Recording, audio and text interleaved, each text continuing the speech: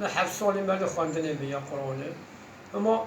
قرآن ما خلاص کیه او عیشم دست بکیه اتونه عیشم ولا بیروگت برم اتایت برم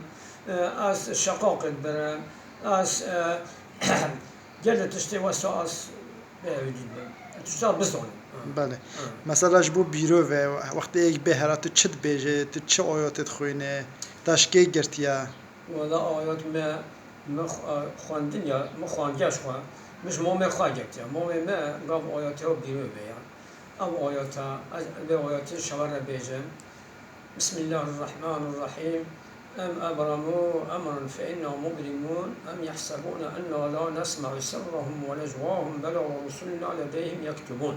اب آیات الحامیما 7 حامیم الحامیما نیونگه ده آیات دو آیات بنی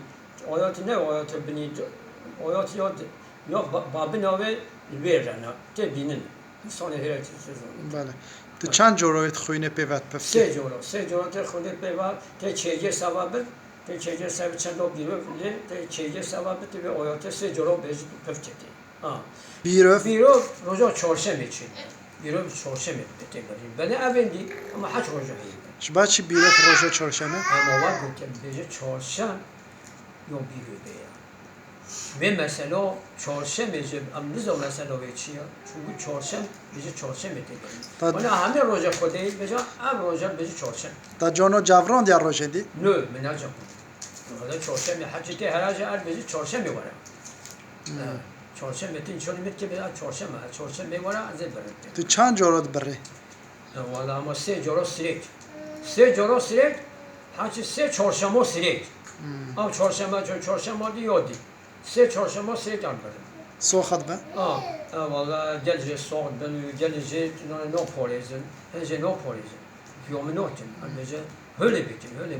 ولی نوتن هنجه جهد سوم نوشه هنه همی گرفته سوم بیم نوشه همی وانا همیشه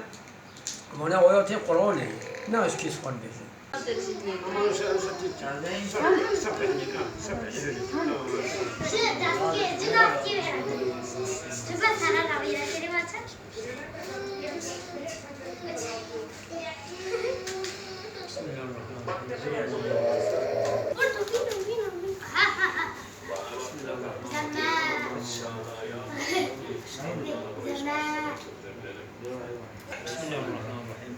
وننزل من القرآن ما هو شفاء ورحمة للمؤمنين